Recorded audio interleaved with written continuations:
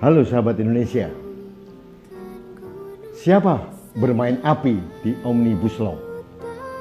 Ini sekarang lagi tren, hari ini, kemarin, dan esok.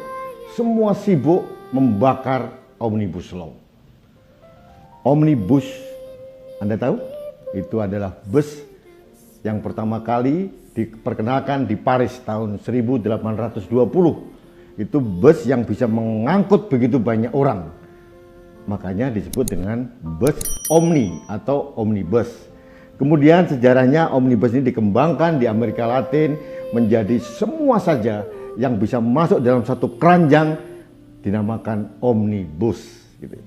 Kalau Anda makan semua hal dan digabungkan dalam satu perut, namanya perut Anda adalah perut omnibus, katanya begitu. Nah, sahabat Indonesia, Omnibus Law adalah suatu undang-undang yang merangkum begitu banyak undang-undang yang ada untuk dipadukan, disatukan dalam suatu kerangka undang-undang yang integratif. Itu semangat yang ingin disampaikan Presiden Jokowi. Karena apa? Indonesia dari dulu terkenal undang-undang satu ke undang-undang yang lain saling tabrakan. Nah, ini yang tidak dikehendaki oleh Presiden Jokowi. Makanya dia memerintahkan pembantunya dan kerjasama dengan anggota DPR untuk membuat yang namanya Omnibus Law. Dari 79 undang-undang disatukan dalam keranjang Omnibus Law dan ada 11 klaster. Nah, salah satu klaster yang mendapatkan resistensi cukup keras adalah klaster Undang-Undang Cipta Lapangan Kerja. Ini yang sedang ramai. Sahabat Indonesia, kita harus mengakui bahwa ide Presiden Jokowi membuat Omnibus Law untuk Undang-Undang Cipta Lapangan Kerja itu luar biasa. Semangatnya adalah memadukan undang-undang yang saling bertabrakan selama ini dalam satu undang-undang yang permanen yang mengatur semuanya. Bukan hanya pekerja, tapi juga iklim usaha yang menyangkut masalah iklim investasi di Indonesia. Kita membutuhkan itu. Kenapa? Terkhusus pada saat pandemi sekarang. Kita membutuhkan recovery yang luar biasa. Dan itu kita membutuhkan investor asing untuk masuk di Indonesia. Sahabat Indonesia, Indonesia terkenal menjadi negara yang tidak terlalu seksi bagi investor. Kenapa? Bukan karena sumber daya kita tidak melimpah. Bukan karena apa? Yang paling utama ternyata karena tidak ada kepastian hukum di negeri ini. Itu yang mereka katakan. Hukum atau peraturan sering tumpang tindih sehingga mereka bingung. Nah, ini yang akan dipersatukan oleh Presiden Jokowi dalam suatu undang-undang yang sangat integratif yang namanya Omnibus Law, Undang-Undang Cipta Lapangan Pekerja. Artinya ini penyempurnaan dari undang-undang yang ada. Bukan menghapuskan atau bukan malah merugikan para pihak yang di dalamnya. Dalam Undang-Undang Cipta Lapangan Kerja tidak ada satupun pasal-pasal yang merugikan buruh atau pekerja. Tidak ada satupun yang merugikan asosiasi pengusaha atau investor. Intinya Presiden Jokowi ingin membuat iklim usaha yang kondusif. Makanya beliau ingin dikenang sebagai Bapak Omnibus Law di Indonesia. Tapi pertanyaannya sekarang, mengapa Omnibus Law, khususnya yang klaster Undang-Undang Cipta Lapangan Kerja ini, begitu mendapat tolakan? Nah, ada beberapa hal. Saya mengkritik juga pemerintah dan DPR bahwa mungkin selama ini pemangku kepentingan yang ada mulai dari asosiasi pekerja atau federasi buruh atau yang lain-lain atau mungkin akademisi kurang didengar suaranya. Makanya menimbulkan resistensi. Tapi kalau dari versi pemerintah atau versi DPR, mereka sudah melakukan itu. Mungkin kurang optimal. Nah, sahabat Indonesia, beberapa hari ini muncullah tolakan-tolakan Omnibus Law, Undang-Undang Cipta Lapangan Kerja. Muncul berbagai keluhan-keluhan bahwa Undang-Undang Cipta Lapangan Kerja merugikan buruh ini. ada mungkin 12 item. Ternyata begitu ditelisik lebih dalam lagi, semuanya hoax alias berita palsu. Kenapa? Tidak ada di Undang-Undang Cipta Lapangan Kerja ini yang merugikan buruh, masalah buruh kontrak, atau pekerja dengan paruh waktu, atau cuti, itu pun tidak ada yang dirugikan. Semuanya diatur. Mungkin mereka kurang teliti dalam membacanya. Nah, yang paling mungkin lagi, ada kelompok tertentu yang menggunakan isu Omnibus Law ini untuk membuat kegaduhan. Saya sebagai rakyat percaya yang terakhir ini. Kenapa? Kalau mau punya itikat baik, harusnya mereka datang ke DPR sebelum diundangkan kemarin untuk datang, ini loh, saya tidak setuju poin ini. Bukan dengan turun ke lapangan dengan membuat chaos. Apalagi di saat pandemi yang harusnya semua kita menjaga jarak aman satu sama lain. Nah, ini apa yang terjadi?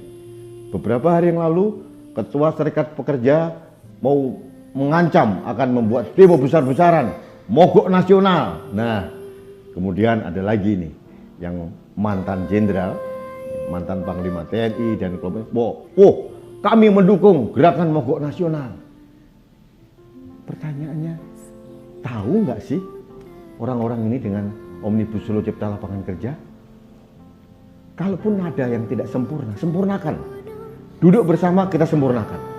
Ada jalur-jalur lain untuk menyempurnakan itu. Yang pertama, kita bisa melakukan yang namanya penekanan kepada DPR untuk mereview kembali undang-undang itu. Bisa. Toh itu belum diundangkan sekarang. Ya, sahabat Indonesia, undang-undang ini belum serta-merta berlaku pada hari ini juga. Meskipun sudah diketok palu oleh Ketua DPR. Perlu peraturan-peraturan turunan di bawahnya. Perlu peraturan pemerintah, peraturan menteri, peraturan dirjen, peraturan gubernur, peraturan wali kota, peraturan bupati. Jadi pasti panjang urutannya. Jadi kenapa kita terburu-buru mau menghantam pemerintah dalam kaitan ini? Saya kok tidak yakin mereka punya niat yang baik. Mohon maaf nih sahabat Indonesia. Karena saya tahu kelihatannya orang-orang ini punya intens yang negatif. Punya kehendak yang negatif, hanya membuat kegaduhan. Oke, yang pertama tadi. Yang namanya judicial review. Bisa dilakukan melalui apa? MK. Kalau sebagai warga bangsa atau kelompok warga bangsa tidak setuju dengan undang-undang, kita bisa melakukan uji materi di Mahkamah Konstitusi. Semua ada jalurnya, semua ada jalannya, semua ada mekanismenya. Kenapa itu tidak dilakukan? Jangankan masalah pasal demi pasal, dibatalkan pun bisa kalau MK memutuskan seperti itu. Jadi ada dua jalan. Jalan untuk meminta DPR untuk mereview kembali atau minta kepada MK uji materi. Ada jalannya, ada mekanismenya, ada caranya. Nah, sahabat Indonesia, saya dengar hari ini dan mungkin besok mereka mengerahkan mahasiswa. Aliansi BEM seluruh Indonesia akan menggerakkan mogok massa karena dianggap pemerintah zolim. Hei mahasiswa, ngerti nggak Anda Omnibus Law? Ngerti nggak Anda Undang-Undang Cipta Lapangan Kerja? Sudah belajar belum? Jangan bergerak, beraksi hanya berdasarkan asumsi atau kabar bohong. Sebagai intelektual, Anda memalukan. Sebagai pemimpin bangsa, memalukan kalau Anda ikut dalam tarian yang digerakkan oleh orang-orang yang sengaja membuat chaos. Pelajari dulu, satu demi satu, pasal demi pasal. Kalau tidak, memalukan. Anda nanti hanya sebagai kayak kuda. Kuda tunggangan para politisi, kuda tunggangan para gelandangan politik, kuda tunggangan para petualang yang ingin merebut kekuasaan dari negara ini. Malu, Anda calon pemimpin bangsa. Jadi mendingan kalau saya jadi Anda, saya akan datang ke Ketua DPR atau ke pemerintah minta penjelasan lebih detail seperti apa. Apakah benar hoax ini? Tentu saja namanya hoax tidak ada yang benar. Tolong belajar mengerti tentang sesuatu yang esensial. Jangan hanya di permukaan, Anda bergerak, mengerahkan orang di masa pandemi, belum nanti terjadi klaster dari demonstrasi ini, Anda bertanggung jawab. Kalau penyebaran virus corona ini muncul karena ulah para demonstran, Anda harus bertanggung jawab. Jangan asal teriak, jangan memprovokasi. Belum lagi saya dengar ada anak STM mau turun juga. Semakin kuat dugaan saya bahwa demo-demo untuk menolak Omnibus Law ini adalah demo-demo yang sangat manipulatif dan rekayasa. Oleh siapa? Oleh orang-orang yang menginginkan kegaduhan di negeri ini. Saya bukan pendukung pemerintah, tapi saya mendukung Indonesia.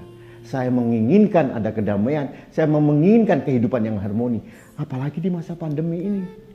Semua lagi bertahan dari serangan virus, semua lagi bertahan dari serangan pandemi ekonomi yang menghantam kita. Anda merusaknya dengan serta-merta. Ini sangat tidak fair.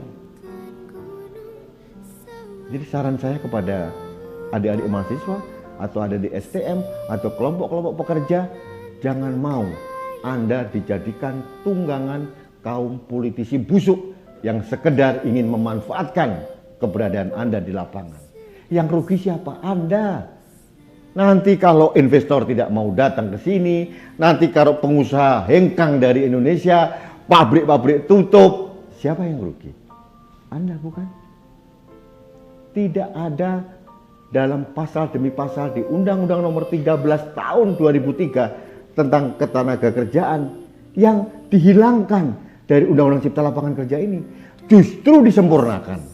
Pelajari itu. Jangan hanya beraksi, berasumsi dari tulisan WA Group atau media sosial yang lain. Cross check, bener nggak sih? Bisa cross check di media mainstream, televisi, media yang akurat. Jangan media abal-abal. Jangan dari Instagram saja, jangan dari WA saja. Demo-demo tahun kemarin diputar, ini kerusuhan di sini diputar kembali. Hanya apa? Menebarkan ketakutan. Hati-hati, negara kita ini sedang digerogoti dari dalam. Bukan oleh orang asing, tapi oleh orang kita sendiri. Oleh siapa? Orang yang ngebet pengen berkuasa. Sahabat Indonesia, hati-hati. Kalau tidak sempurna, mari kita sempurnakan. Kalau tidak lurus, mari kita luruskan. Pemerintah itu bukan dewa. Presiden bukan manusia setengah dewa. Bisa juga diberikan masukan, bisa diberikan saran. Intinya ada niat baik dari kita. Dan saya mohon maaf ini sahabat Indonesia, saya tidak melihat niat baik dari para pentolan demo, pentolan yang menggerakkan, memobilisasi orang untuk turun ke lapangan di masa pandemi ini. Mereka adalah orang-orang yang tidak bertanggung jawab. Kenapa? Mereka mengorbankan kesehatan para pekerja, mengorbankan para mahasiswa, mengorbankan pelajar STM untuk turun ke lapangan, berhadapan dengan aparat keamanan. Mereka hanya ingin menimbulkan chaos, menimbulkan kegaduhan. Kasihan polisi kita, kasihan tentara kita, harus dibenturkan dengan sesama. Jahat sekali orang yang mempunyai niat seperti itu. Jadi maaf, ya, tolong Anda sabar dan mohon Anda jangan terpancing dengan provokasi. Negara ini sedang ada cobaan, ada pandemi corona yang belum berakhir. Mari bersama bersatu padu mendukung lingkungan kita untuk menjadi sehat dari segi kesehatan maupun dari segi ekonomi. Jangan membuat kegaduhan. Bagi para pekerja tolong belajar apa sih yang Anda proteskan, ada atau tidak, dihilangkan atau tidak. Jangan keburu emosi, terlalu reaktif dari berita-berita bohong. Baik sahabat Indonesia, demikian opini saya tentang siapa yang bermain api di Omnibus Law Undang-Undang Cipta Lapangan Kerja. Saya sekali lagi tidak percaya dengan niat baik orang-orang yang ingin menciptakan kegaduhan di negeri ini. Saya hanya ingin semua pihak, semua pemangku kepentingan, semua kita untuk saling bersinergi membangun bangsa ini, menciptakan kedamaian, bukan kegaduhan. Apalagi dirongrong oleh orang-orang yang pengen negeri ini gaduh hanya karena dia ambisi menjadi seorang presiden atau penguasa. Kalau terjadi instabilitas keamanan di negeri ini, siapa yang rugi?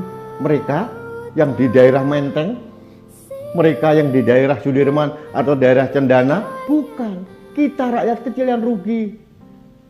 Ya, mereka enak-enak uangnya sudah melimpah ruah, di luar negeri sudah banyak uangnya mereka. Kita nggak punya uang. Kita sedang berusaha untuk hidup, bertahan hidup demi anak kita. Jangan kita mau diperalat oleh mereka, para peguda penguasa. Mereka adalah penjahat kemanusiaan. Karena mereka tidak peduli dengan Anda. Mereka hanya peduli bagaimana berkuasa di negeri ini. Begitu sahabat Indonesia, demikian opini saya. Jangan lupa like and subscribe kanal TV Anak Bangsa. Dan satu lagi pesan saya, mari menjadi warga negara yang bijak dan cerdas. Jangan mudah terprovokasi oleh berita-berita yang belum tentu kebenarannya. Sampai ketemu lagi.